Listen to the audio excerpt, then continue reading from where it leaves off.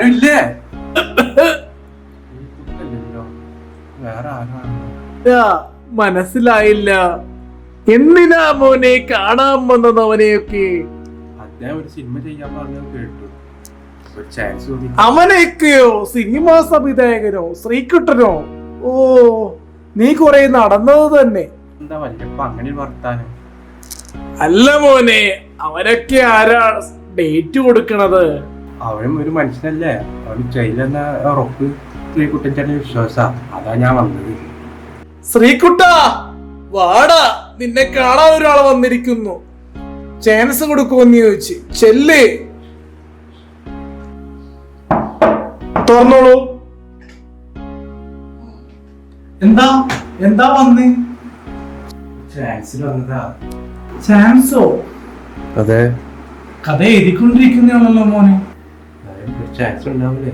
എനിക്ക് തന്നൂടെ? വന്ന ചാൻസ് ഉണ്ടാവോ? നോക്കട്ടെ, കഥ എഴുതിക്കൊണ്ടിരിക്കണല്ലേ. അവസ്ഥ ഉണ്ടല്ലേ, കട്ടിലൊന്നും ശരിയാക്കിയിട്ടില്ല. ചാൻസ് കിട്ടുവോ? ആ, കിട്ടും കിട്ടും കിട്ടും. നോക്കിയിരുന്നോ? പോട്ടെ. പോയിട്ട് വാ. റെസ്റ്റില്ല. Thank you sir. ഓക്കെ. എടാ ശ്രീകുട്ടാ, വല്ല പണിക്കും പോയിക്കൂടാ? എനിക്ക് സിനിമയല്ലേ ഇഷ്ടം. എനിക്ക് ആഗ്രഹം അതിലേക്കുള്ള എത്തിപ്പെടലല്ലേ.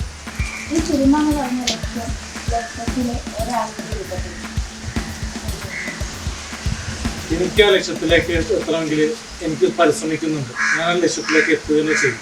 ആരെ കളിയാക്കിയാലും സിനിമ എനിക്ക് സ്വപ്നമാണ്. അതാണ് ശ്രീകുട്ടൻ.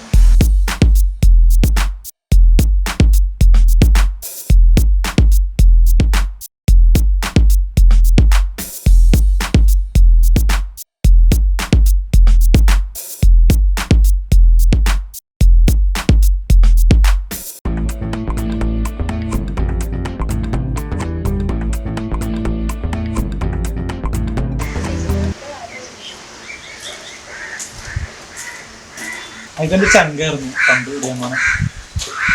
രമണ വിശേഷം അങ്ങനെ നീ എന്താ ഉദ്ദേശിക്കണം? ആ, ഞാൻ കുറച്ചു കാര്യം ശ്രീകുട്ടനോട് പറഞ്ഞിട്ടുണ്ട്. അനുസരിച്ചാ കൊള്ളാം. ഇവനൊരിക്കലും നന്നാകാൻ പോകില്ല. ഇവൻ സിനിമ എന്നും പറഞ്ഞിട്ട് ജീവിതം നശിപ്പിച്ചത്. ഇവന് ഒരിക്കലും സിനിമയിൽ വരാനും പോണില്ല. താങ്കളെ പറയാനൊന്നും നിൽക്കണ്ട. ഒരു ദിവസം എന്റെ ശ്രീകുട്ടേട്ടെ ഒരു ഫിലിം നടനാവും. അപ്പൊ നമുക്ക് നോക്കാം. ഓക്കെ? അത്തോട് പറഞ്ഞു കേട്ടല്ലോ നീ രമണം. ഞാൻ പോണെന്ന്. നീ ഒരിക്കലും നന്നാവൂല. ഉള്ളോട്ട് പോ.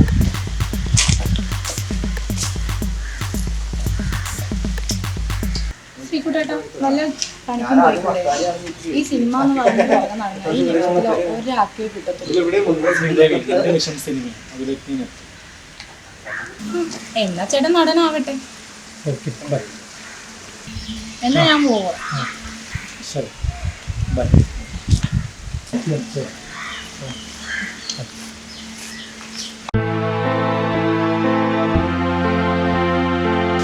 ശ്രീദേവി,